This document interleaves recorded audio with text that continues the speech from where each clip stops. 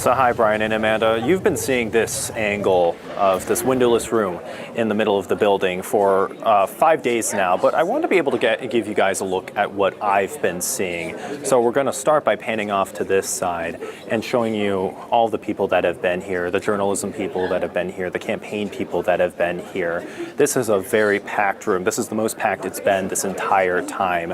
We have people all around here from many different disciplines, whether it is reporting the news, whether it is working on a campaign, whether it is working on making sure that this election runs the way it's going to run. Now, most of the people that are here at this point are local Maine news, but we have seen some more national outlets here. The New York Times, I've been told, has been calling pretty much every hour on the hour, trying to find out what's going on with this election. And we also had C-SPAN here earlier today. They have since left, but that really shows the national attention that an election like this one is getting. Now, I do have one piece of new updated information about where we are in the progress of this. We have learned that both the Democratic gubernatorial primary and the Republican gubernatorial primary have been validated, and they're working on validating the second Congressional District race in that spreadsheet, so that way when they hit the button and the tabulation runs, it's ready to go. We have really talked about all these steps of making sure that the numbers are right. We talked about reconciliation, we've talked about the pre-proofing, we talked about the proofing, now we have validating. So once that tabulation runs, those numbers, the Secretary of State's hopes, are the most accurate numbers that we can get here. Now, Phil, you've been following these races for a long time. Why are these races getting so much national attention? Well, I'm not sure that the governor's race is, Christian, but the Senate race certainly has been all year long. I mean, Janet Mills started it, right, last February of 2025, right, back when Democrats were in the dumps.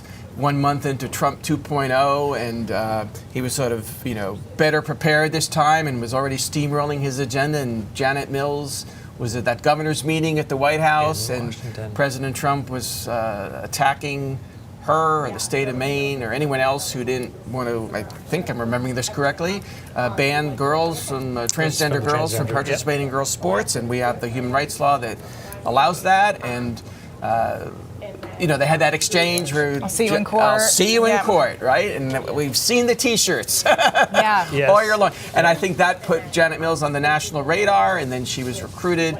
And then, we were saying Jordan Wood got in the race, and then Graham Plattner, like a rocket, on August 19th, got Bernie Sanders' endorsement, had the Mandami people, from the mayor of New York, media people. He had John Fetterman, the sort of iconoclastic senator from Pennsylvania, different kind of guy, working for him. And I think they were whispering in all the national reporters' ears, here's the next Mandami, here's the next Fetterman. And a lot of the national press looked into it and wrote pretty flattering profiles of Plattner, like I've never seen before, for a candidate who's not even won his primary. But he got all this great press, raised a ton of money. His first speech was 6,000 people down here at the Civic Center, ostensibly a Bernie Sanders rally, right? The Fighting Oligarchy Tour. Yeah. Troy Jackson also spoke there. Yeah. It was Graham Plattner's 41st birthday, and what a party it was. I mean, he brought the house down, and he is a good speaker, a powerful speaker. A lot of people are buying into his message, and thus his popularity with on the Democratic side. So I think, Christian, to answer your question, the national interest is really there, and not as much with our governor's race. Although I've always said, I think what the national reporters might have been missing was the synergy between the two races. If you think about how you vote, you look at the whole ballot. Well, I'm a Plattner person, so I'm a Bellows person, or a Jackson person, or I'm a Mills person, so therefore I'm a Shaw, I'm a Pinion person, for example. That ultimately didn't happen because Janet Mills dropped out 40 days before the primary. But we all know that the governor's race has been getting locally as much, if not more, attention. And in some ways is more important, more direct impact, right? The governor in Maine. On life, locally, right? Yes. I mean, like governors and mayors is where the rubber hits the road, as they say. Not to say the Senate's not important. It's hugely important, but it's a different kind of important. And So I think C-SPAN's here and other national reporters are here because of the environment that the Plattner campaign has created, but also Maine's a fun place to come on your expense account and do a story in the summer.